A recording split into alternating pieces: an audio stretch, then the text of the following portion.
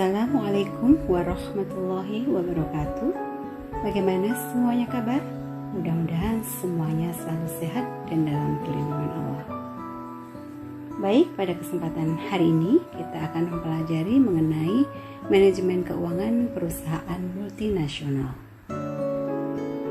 Beberapa subbab yang akan kita bahas yaitu yang pertama adalah tujuan multinational company. Yang kedua, teori-teori bisnis internasional. Ketiga, metode-metode bisnis internasional. Keempat, peningkatan globalisasi. Dan kelima, peluang serta resiko internasional. Kita akan mempelajari dulu mengenai tujuan multinational company. Secara umum, tujuan multinational company adalah memaksimumkan kekayaan pemegang saham. Penentuan tujuan adalah penting karena semua keputusan harus memberikan kontribusi bagi pencapaian tujuan tersebut. Sebuah multinational company harus membuat keputusan-keputusan berdasarkan tujuan yang sama dengan tujuan perusahaan domestik murni. Tetapi di sisi lain, perusahaan-perusahaan multinational company memiliki kesempatan yang jauh lebih luas yang membuat keputusannya menjadi lebih kompleks. Agensi problem yaitu konflik kepentingan antara pemegang saham perusahaan dengan manajer-manajernya. Bagi korporasi-korporasi yang para pemegang sahamnya tidak terlibat dalam manajemen, konflik tujuan bisa terjadi. Nah, konflik ini sering disebut agensi problem. Perusahaan-perusahaan multinasional yang memiliki anak-anak perusahaan di seluruh dunia mungkin menghadapi agensi problem yang lebih besar karena sulitnya memonitor manajer-manajer dari anak-anak perusahaan yang letaknya jauh dari negara asal. Kemudian manajer-manajer anak-anak perusahaan luar negeri yang tumbuh dalam budaya yang berbeda mungkin tidak mau mengejar tujuan yang seragam yang mengakibatkan juga agensi problem. Selain itu, besarnya ukuran dari perusahaan multinasional raksasa juga bisa menciptakan agensi problem yang besar. Manajer-manajer keuangan misalnya dari sebuah perusahaan multinasional yang memiliki sejumlah anak perusahaan mungkin tergoda untuk membuat keputusan yang hanya akan memaksimumkan nilai dari anak-anak perusahaan mereka masing-masing. Nah, keputusan-keputusan ini bisa jadi tidak sesuai dengan tujuan perusahaan, yaitu memaksimumkan kekayaan pemegang saham perusahaan multinasional tersebut secara keseluruhan. Kemudian ada kendala-kendala yang dihadapi oleh multinational company. Pada saat manajer-manajer keuangan multinasional berupaya untuk memaksimumkan nilai perusahaan mereka, mereka berhadapan dengan berbagai kendala yang dapat diklasifikasikan dalam kendala lingkungan, kendala regulatori, dan kendala etika. Dalam kendala lingkungan, bahwa tiap negara itu memiliki karakteristik lingkungannya sendiri yang unik. Sejumlah negara mungkin mengenakan lebih banyak restriksi atas anak perusahaan yang induknya berbasis di luar negeri. Izin usaha, ketentuan-ketentuan mengenai pembuangan limbah produksi, dan perangkat-perangkat pengendali polusi adalah sejumlah contoh restriksi yang memaksa anak perusahaan mengeluarkan biaya tambahan. Kemudian kendala regulatori, bahwa tiap negara juga memiliki karakteristik regulatori yang unik menyangkut pajak, aturan-aturan konversi valuta, pengembalian laba, dan regulasi-regulasi lain yang dapat mempengaruhi arus kas anak perusahaan. Karena regulasi-regulasi ini dapat mempengaruhi arus kas, regulasi-regulasi ini harus dipertimbangkan oleh manajer-manajer keuangan pada saat merancang kebijakan. Selain itu, perubahan dalam regulasi-regulasi ini juga meminta revisi atas kebijakan-kebijakan keuangan yang ada. Jadi, manajer-manajer keuangan tidak hanya harus mengenal restriksi-restriksi regulator yang ada dalam suatu negara, tapi juga harus memonitor perubahan-perubahan yang mungkin muncul sepanjang waktu. Ketiga, kendala etika. Tidak ada standar etika bisnis yang seragam dan berlaku bagi semua negara. Suatu praktek bisnis yang dianggap tidak etis di suatu negara bisa saja dianggap etis di negara lain. Sebagai contoh, perusahaan-perusahaan multinasional AS mengenal praktek-praktek bisnis umum yang terjadi di sejumlah negara berkembang yang akan dinyatakan ilegal di Amerika Serikat. Suap-suap yang diberikan kepada pemerintah dalam rangka mendapatkan perlakuan pajak khusus atau perlakuan-perlakuan istimewa lain adalah sebuah contoh. Perusahaan multinasional dengan demikian menghadapi dilema. Jika mereka tidak ikut serta dalam praktek semacam itu, mereka mungkin akan kehilangan daya saing. Tetapi, jika mereka ikut serta, mereka akan mendapatkan reputasi yang buruk di negara-negara yang tidak menyetujui praktek-praktek semacam itu.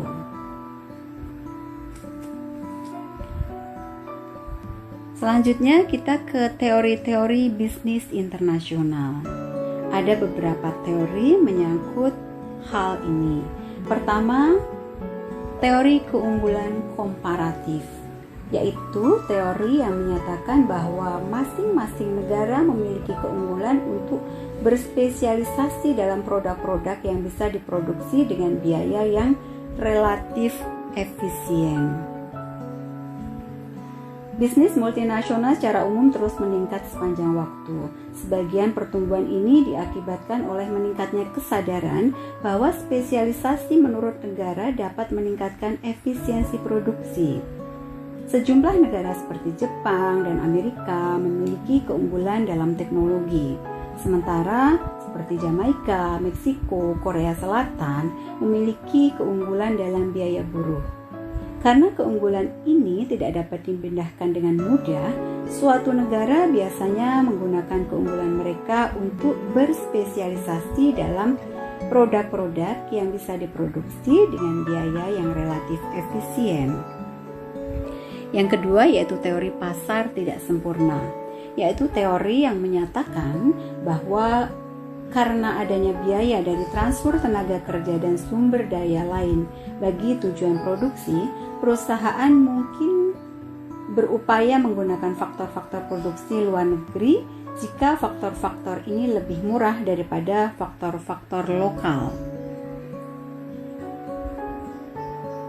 Karena pasar-pasar dari berbagai sumber daya yang digunakan dalam produksi tidak sempurna, perusahaan akan berupaya memanfaatkan sumber daya yang dimiliki negara lain. Pasar yang tidak sempurna menyediakan insentif bagi perusahaan-perusahaan untuk menggali kesempatan-kesempatan yang ada di luar negeri. Ketiga, teori siklus produk, yaitu teori yang menyatakan bahwa sebuah perusahaan awalnya berusaha memantapkan dirinya dalam pasar lokal dan kemudian berekspansi ke dalam pasar luar negeri sebagai reaksi terhadap permintaan asing atas produk-produknya. Menurut teori ini, perusahaan didirikan di negara asalnya dengan pertimbangan akan memiliki sejumlah keunggulan atas pesaing-pesaing lokal yang ada. Katakanlah pasar masih membutuhkan suatu pemasok tambahan bagi suatu produk tertentu. Karena informasi mengenai pasar dan pesaing mudah tersedia di negara asal, perusahaan dengan demikian cenderung mendirikan dirinya terlebih dahulu di negara asal. Dengan berlalunya waktu, perusahaan mungkin merasa bahwa satu-satunya cara untuk mempertahankan keunggulan kompetitifnya di luar negeri adalah dengan memproduksi barang di pasar luar negeri dengan tujuan mengurangi biaya transportasi. Kemudian persaingan di luar negeri pun meningkat seiring dengan semakin familiarnya produsen-produsen lain terhadap barang-barang perusahaan. Karena perusahaan-perusahaan harus merancang berbagai strategi untuk mempertahankan permintaan atas produknya di luar negeri, strategi yang biasanya dipakai adalah mencoba mendiferensiasikan produknya agar pesaing tidak dapat menawarkan produk yang identik.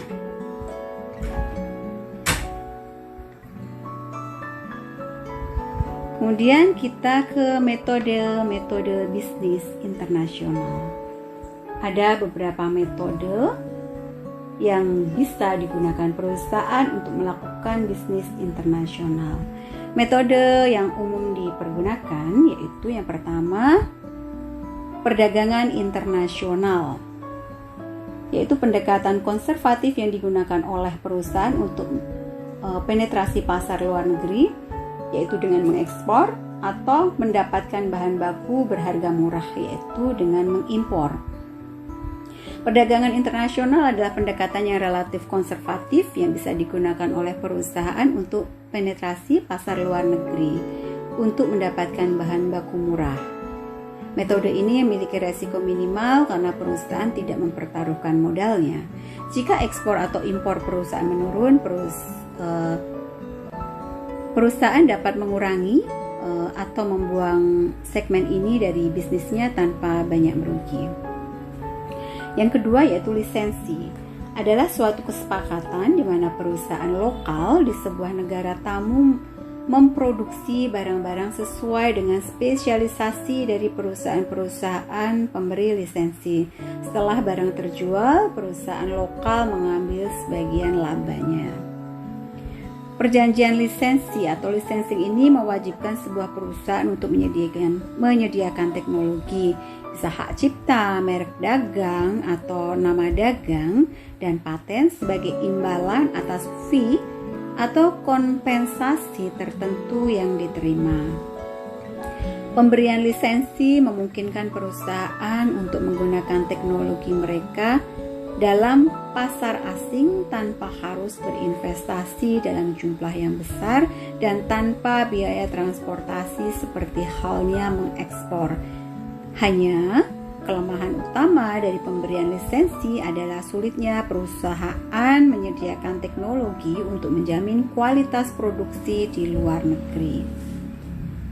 Yang ketiga yaitu waralaba, yaitu kesepakatan di mana sebuah perusahaan menyediakan strategi penjualan atau pelayanan tertentu, bantuan dan mungkin investasi awal kepada franchise dengan imbalan fee secara periodik. Perjanjian waralaba atau franchising ini mewajibkan sebuah perusahaan untuk menyediakan strategi penjualan atau pelayanan tertentu, bantuan dan mungkin dana investasi awal dengan imbalan fee periodik. Misalnya yaitu McDonald's, Pizza Hut, dan Dairy Queen. Sama seperti pemberian lisensi, pemberian hak waralaba memungkinkan perusahaan memasuki pasar luar negeri tanpa harus mengeluarkan dana investasi yang besar. Perbedaan lisensi dan franchise adalah pada franchise keterlibatan franchisor lebih banyak. Kalau lisensi keterlibatannya sebatas mengajarkan produk lalu diambil royaltinya saja, kalau franchise pemilik bisnis atau merek ini harus mengemasnya menjadi format yang lebih jelas. Kemudian bisnis ini harus survive. Selain itu, franchisor juga harus memonitor, memandu, memberikan pelatihan, melakukan marketing program, dan bantuan-bantuan lainnya yang berkesinambungan.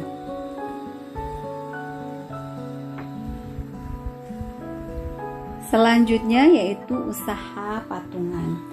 Adalah usaha antara dua perusahaan atau lebih yang saling berbagi tanggung jawab dan laba. Usaha patungan atau sering disebut juga joint venture adalah suatu usaha yang dimiliki dan dioperasikan secara bersama oleh dua perusahaan atau lebih. Banyak perusahaan-perusahaan masuk ke pasar luar negeri dengan membentuk usaha patungan dengan perusahaan-perusahaan yang berada dalam pasar yang dimaksud. Yang kelima adalah akuisisi perusahaan asing. Salah satu cara untuk memasuki pasar asing yang memungkinkan sebuah perusahaan mengendalikan bisnis luar negerinya secara penuh dan mendapatkan pangsa pasar dalam jumlah besar secara cepat. Perusahaan-perusahaan umumnya mengakuisisi perusahaan-perusahaan lain di luar negeri sebagai salah satu cara untuk memasuki pasar asing.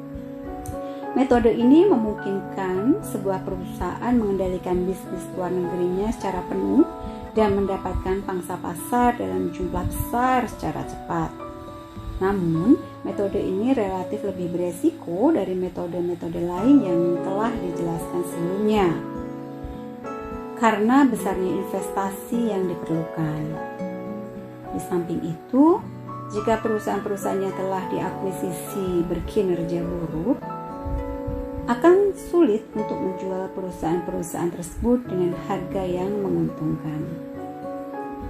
Keenam adalah pembentukan anak perusahaan baru di luar negeri. Perusahaan-perusahaan dapat juga memasuki pasar luar negeri dengan mendirikan operasi-operasi baru di negara-negara asing untuk memproduksi dan menjual produk mereka. Sebagaimana halnya akuisisi, metode ini meminta investasi yang besar. Pembentukan anak perusahaan mungkin lebih disukai daripada akuisisi karena operasi anak perusahaan yang dirancang secara langsung sesuai kebutuhan induk. Selain itu, investasi yang diperlukan untuk membuat anak perusahaan ini kemungkinan lebih kecil.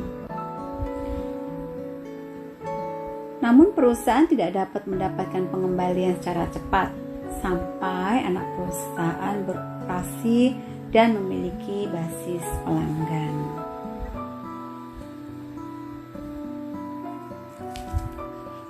Selanjutnya kita ke resiko internasional.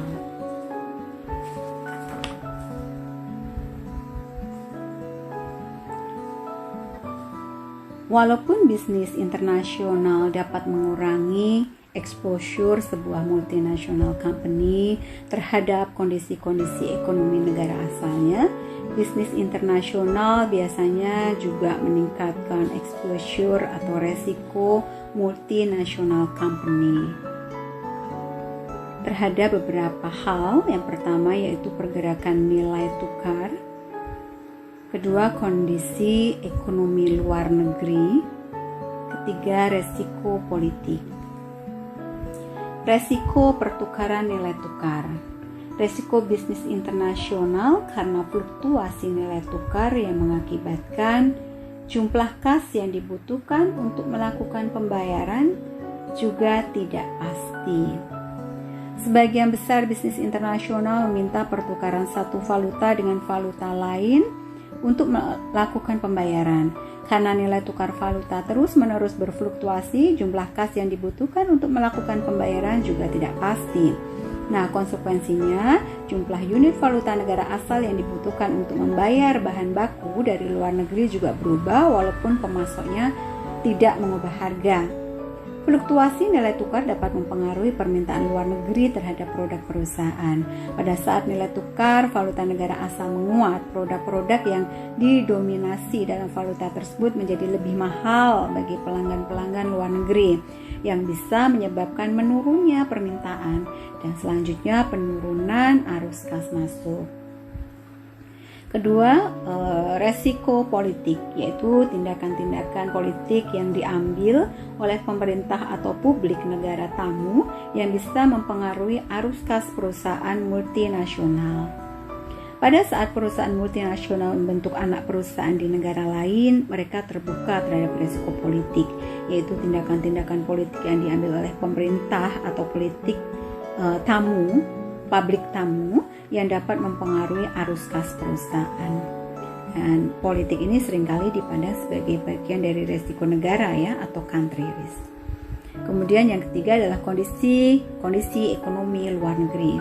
Ketika perusahaan multinasional memasuki pasar asing untuk menjual produk, permintaan atas produk tersebut tergantung pada kondisi ekonomi dalam pasar tersebut. Oke, itu adalah materi hari ini. Quote hari ini yaitu, "Your time is limited, so don't waste it living someone else's life." So, fokus pada diri kita, manfaatkan waktu yang kita miliki dengan semaksimal mungkin, dengan aktivitas-aktivitas yang bermanfaat. Karena waktu itu seperti pedang. Apabila kita menggunakannya dengan baik, dia akan menguntungkan kita. Tapi apabila kita salah menggunakan waktu, maka waktu tersebut bisa membunuh kita. Oke, terima kasih semuanya atas perhatiannya. Sampai ketemu pada bab berikutnya. Tetap semangat, jaga kesehatan. Dan jangan lupa subscribe channel ini.